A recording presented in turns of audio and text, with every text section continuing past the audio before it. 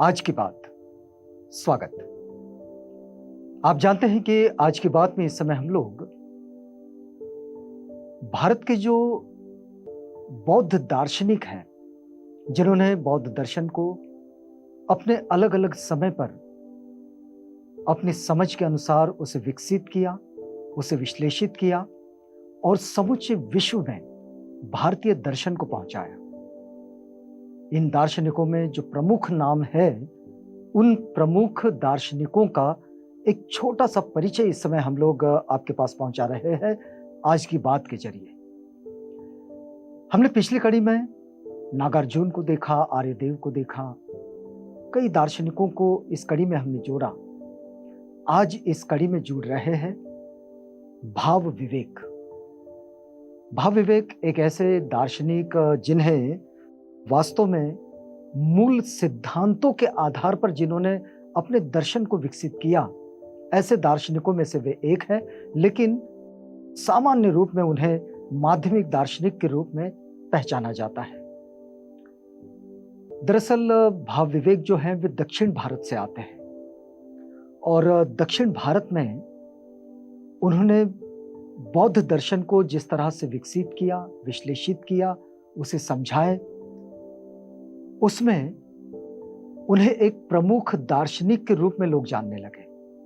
वैसे उनका मूल नाम है भाव्य, लेकिन जो चीनी विद्वान थे, जो चीन से आए थे, दक्षिण भारत में उन्होंने जो अभ्यास किया और फिर दक्षिण भारत के कई दार्शनिक भी और भारत के भी कई दार्शनिक ये चीन तरफ गए। जैसे बुद्ध धम्म के और बुद्ध वचनों के आदान प्रदान का ये जो सिलसिला चला, तो इसमें भाव्य को उन्होंने नाम दिया भाव विवेक और तब से दार्शनिक भाव विवेक के नाम से ही ये प्रतिष्ठापित हुए। वैसे अगर हम देखें तो माध्यमिक दार्शनिकों में स्वतंत्र माध्यमिक शाखा की आचार्य भाव विवेक ने प्रतिष्ठापना की है। उन्होंने उनका एक स्वतंत्र विचार भी इसमें विकसित किया है। वे दरअसल जैसे नागार्जुन निस्वभावता को जगत का स्वभाव मानते हैं, बिल्कुल वैसे ही उन्होंने निस्वभावता को ही शून्यता कहा है और स्वलक्षण सत्ता को वे मानते हैं। माध्यमिक दार्शनिकों की जो स्वतंत्र माध्यमिक शाखा, जिसका विकास आचार्य भाव विवेक के नेतृत्व में आगे बढ़ा, इसमें अगर देखें हम तो आचार्य चंद्रकीर्ति जो है वे इन्हें प्रकांड विद्वान तथा महान तार्किक मानते हैं। बौद्धों की जीवन शैली में और बौद्धों की विचार शैली में भी तार्किकता ये बड़ा महत्वपूर्ण अंग होता है और इसमें आचार्य चंद्रकीर्ति ने आचार्य भाव विवेक को एक महान तार्किक माना है। यदि हम उनके दर्शन को देखें तो एक बात समझ में जरूर आती है कि भाव विवेक परमार्थतः शून्यवादी होते हुए भी व्यवहार में बाह्यार्थवादी वे हैं। ये जो सारी जो जानकारी है जो इस समय हम आपके पास पहुंचा रहे हैं, दरअसल ये एक शोध अध्ययन है और ये शोध अध्ययन किया है प्रोफेसर डॉक्टर राजेंद्र प्रसाद शाक्य ने।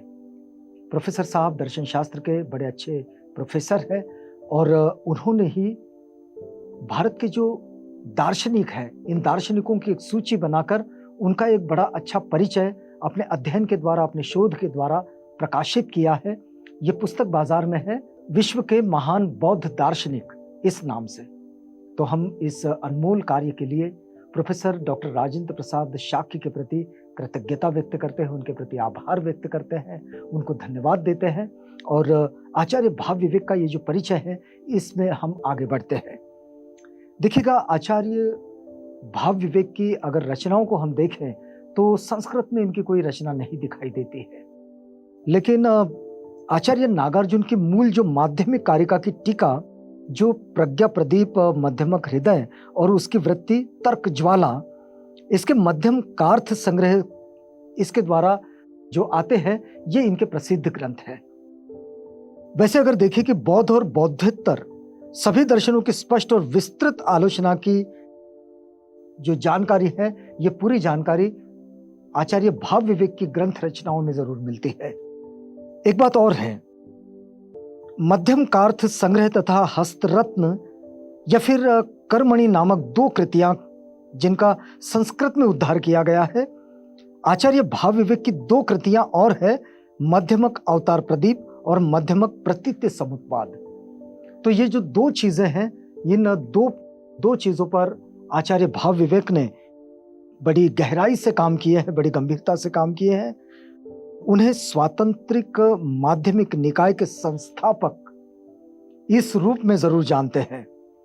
यदि हम भारतीय दर्शन में आचार्य भाव विवेक का योगदान देखें तो कैसा योगदान मिलता है, फिर हम पहुंचते हैं उसी पुस्तक के आधार पर कि जिसका शोध किया है डॉक्टर राजेंद्र प्रसाद शाक्य ने।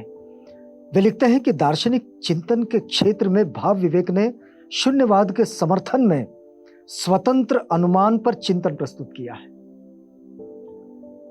शून्यवाद जो है आचार्य नागार्जुन का, इसमें जो स्वतंत्र अनुमान है, देखिए किसी भी चीज को जानने का और समझने का प्रमाण जो है, एक तो अनुमान प्रमाण होते हैं या तो फिर प्रत्यक्ष प्रमाण होते हैं।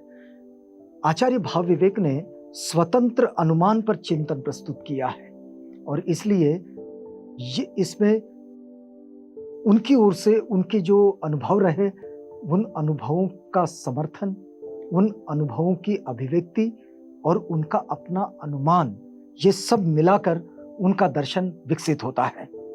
तो देखिए, स्वतंत्र अनुमान प्रमाण में पक्ष को परमार्थतः विश्लेषण से विश्लेषित किया गया है और हेतु में विपक्ष व्यावृत्ति न होकर अनुमति के द्वारा उसका निषेध भी किया गया है।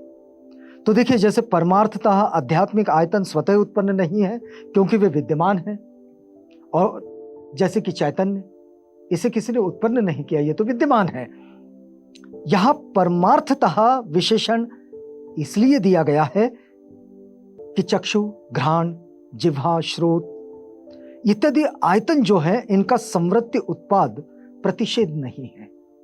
स्वतः उत्पाद के निषेध में परतः उत्पाद और अभिप्सित न होने के कारण, यानी कि निषेध विशेष जिसमें कि विधि की अप्रधानता तथा निषेध की अप्रधानता होती है, यह स्वीकार है, यानी कि यह किसी नियम का अपवाद भी है।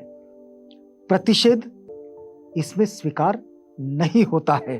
अब स्वतंत्र अनुमान के साथ अगर भव्य ने प्रसंगानुमान का भी निराकरण किया है, इस संबंध में उन्होंने प्रसंगानुमान के आचार्य बुद्धपालित, इनके मत का विशेष रूप से खंडन किया है। बुद्धपालित का परिचय जिस कड़ी में आएगा तो आप देखिएगा कि कैसे बुद्धपालित अपनी बात को समझाते हैं, लेकिन बुद्धपालित के मत का भाव विवेक ने खंडन किया है, जो प्रासंगिक मत के प्रतिष्ठाता थे। लेकिन भाव विवेक का कहना है कि जो प्रसंगानुमान में हेतु और दृष्टांत का अभाव है, परोक्त दोष का परिहार भी नहीं है तथा प्रसंग वाक्य को उलटकर विपरीत अर्थ सिद्ध किया जा सकता है। यानी सामान्य अर्थों में अगर हम इसे समझे तो प्रसंग वाक्य जो होते हैं, जो हमारे सामने होते हैं, जो प्रासंगिक होते हैं, तो प्रसंग वाक्य को उलटकर यदि हम उसको उल्टा कर दें तो फिर उसका विपरीत अर्थ जरूर सिद्ध किया जा सकता है। और अगर विपरीत अर्थ हमारे सामने आए तो निश्चित रूप से उसका जो सांदर्भिक और जो सकारात्मक अर्थ है उसे भी जाना समझा जा सकता है, जैसे कि नागार्जुन कहते हैं, क्योंकि नागार्जुन ने माध्यमिक दर्शन के वे प्रमुख आचार्य, जिन्होंने माध्यमिक दर्शन की स्थापना की। अब माध्यमिक दर्शन को जब इन आचार्यों ने आगे बढ़ाए तो इसमें आचार्य नागार्जुन की मूल शिक्षा का प्रभाव जरूर मिलता है। देखिए, लिखा यह गया है कि प्रसंगानुमान के आचार्य बुद्धपालित का कहना है कि पदार्थ स्वतः उत्पन्न नहीं होते क्योंकि उनकी उत्पत्ति व्यर्थ होगी और उत्पत्ति मानने पर उत्पत्ति कभी निवृत्त नहीं होगी। इसका खंडन करते हुए भाव विवेक कहते हैं कि उपर्युक्त कथन को इस प्रकार उल्टा किया जा सकता है कि पदार्थ परतः उत्पन्न होते हैं क्योंकि तब उनकी उत्पत्ति एवं निरोध सावकाश से होंगे। यहां ये बिल्कुल ध्यान देने योग्य है कि न्याय दर्शन में भी प्रसंग को हेतु के अभाव में अनुमान नहीं माना गया है। और इसमें ये बात बड़ी महत्वपूर्ण है, जो वास्तव में भाव विवेक उनके अनुभवों के साथ जब आगे बढ़ते हैं तो इस बात को वे आगे रखते हैं और इसको विश्लेषित करते हैं। एक और बात आती है भाव विवेक के उनके अपने ग्रंथ मध्यम कार्थ संग्रह में। परमार्थ को दो भागों में वे विभाजित करते हैं, एक पर्याय और दूसरा अपर्याय। तो पर्याय वो परमार्थ है जिसके शब्दों में अभिव्यक्ति हो सकती है, और अपर्याय वो परमार्थ है जिसका किसी भी प्रकार से वर्णन संभव नहीं है। ये समस्त व्यावहारिक अवधारणाओं से परे है। व्यवहार में हम किसी भी अवधारणा के साथ इसे नहीं जोड़ सकते। तो पर्याय परमार्थ को पुनः दो भागों में वे विभाजित कर देते हैं, और भाव विवेक के अनुसार परमार्थ की द्विविधा है। इसी प्रकार संवृत्ति के दो भेद हैं, और तथ्य संवृत्ति और मिथ्या संवृत्ति। तो एक ओर अपर्याय परमार्थ है और दूसरी ओर पर्याय परमार्थ है। तो इसी प्रकार संवृत्ति में भी तथ्य संवृत्ति और मिथ्या संवृत्ति के दो भेद हैं। जैसे हम लोग नागार्जुन को जब समझ रहे थे तब भी हमने इसे समझा था। एक संवृत्ति सत्य, एक आंशिक सत्य, यानी कि अपूर्ण रूप नहीं है। अब जिसमें कुछ जोड़ दिया जाए तो वो पूर्ण सत्य हो जाएगा। अब इस संबंध में विशेष उल्लेखनीय बात यह है कि नागार्जुन ने जब संवृत्ति एवं परमार्थ सत्यों का प्रतिपादन किया है और दोनों असंबद्ध नहीं है, बिना संवृत्ति के परमार्थ का ज्ञान संभव नहीं है, तो संवृत्ति के द्वारा ही परमार्थ का साक्षात्कार किया जा सकता है। तो भाव विवेक के मत में जो दृष्टि अंतर्भूत है, उसके विवेचन में यह जरूर कहा जा सकता है कि जैसे वेदांत दर्शन में निरुपाधिक ब्रह्म एवं सोपाधिक ब्रह्म की अवधारणा है, तो उसकी तुलना अपर्याय परमार्थ और पर्याय परमार्थ से की जा सकती है। लेकिन एक बात स्पष्ट करना बड़ा जरूरी है कि जिस प्रकार बौद्ध दर्शन में संवृत्ति को दो भेद है, उसी प्रकार वहां भी संवृत्ति यानी कि माया के दो भेद हैं, विद्या और अविद्या। लेकिन मिथ्या से सत्य तक पहुंचने के लिए ज्ञान की सीढ़ी मध्यस्थ के रूप में कार्य करेगी। परमार्थ निरपेक्ष शब्द मात्र रहेगा और ज्ञान के भी दो भेद हमारे सामने आ जाएंगे, एक परोक्ष होगा और दूसरा अप्रोक्ष होगा। तो परोक्ष के बिना अप्रोक्ष का ज्ञान संभव नहीं है, और अप्रोक्ष ज्ञान परमार्थ का साक्षात द्वार है। ये ज्ञान और अज्ञान की जो सीमाएं हैं, इन दोनों को, और उसकी जो परिधि है, इन दोनों को भाव विवेक ने बड़ी अच्छी तरह से समझाया है। यदि हम इस बात को पूरा करना चाहे तो क्या होता है कि आचार्य भाव विवेक जो कहते हैं कि एक तो वे सूत्राचार स्वातंत्रिक माध्यमिक नय के प्रवर्तक आचार्य के रूप में उन्हें जाना जाता है, और दूसरी बात यह है कि वे परमार्थतः निस्वभाव या शून्य मानते हैं।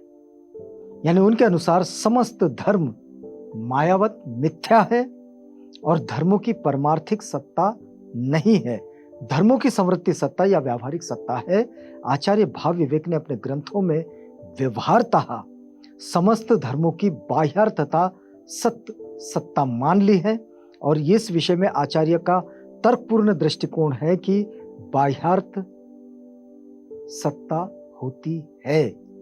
वे कहते हैं कि दश भूमिक सूत्र द्वारा विज्ञप्ति मात्रता की पुष्टि एवं स्थापना नहीं की जा सकती है, क्योंकि इसमें चित्त के अतिरिक्त सृष्टिकर्ता का खंडन मिलता है। और फिर लंका अवतार सूत्र द्वारा ही बाह्य सत्ता का निषेध नहीं होता है, और इसलिए उन्होंने इस तरह अपने दर्शन को आगे बढ़ाते हैं। उनका एक प्रसिद्ध ग्रंथ है मध्यम हृदय। इसमें वे कहते हैं कि विज्ञानवादियों ने आलय विज्ञान के नाम से ही आत्मा की सत्ता एक प्रकार से स्वलक्षण सत्ता की स्थापना की है। तो भाव विवेक व्यवहार में स्वलक्षण सत्ता को मानते हैं, और उनके अनुसार शून्यता का प्रतिषेध केवल स्वलक्षण सत्ता नहीं है, बल्कि परमार्थतः स्वलक्षण सत्ता है।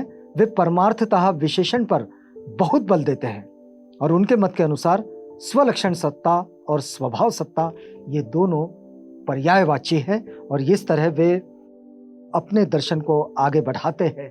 तो माध्यमिकों का ये जो दर्शन की ओर देखने का जो नजरिया है, खासतौर पर नागार्जुन के माध्यमिक कारिका के साथ और माध्यमिक दर्शन के साथ जो दृष्टिकोण विकसित हुआ, उसे ही जब भाव विवेक आगे लेकर चलते हैं तो उनके अनुभव, उनका विश्लेषण आचार्य नागार्जुन का विश्लेषण इसके साथ में जोड़ते हुए उसे आगे बढ़ाते हैं। तो यहाँ भाव विवेक, आचार्य भाव विवेक का ये छोटा सा परिचय रोक देते हैं। अगली कड़ी में जब आपसे मिलेंगे तो एक नए दार्शनिक की दार्शन परंपरा पर हम लोग चर्चा करेंगे, उसे समझने का प्रयास करेंगे। तब तक के लिए हमें इजाजत दीजिएगा।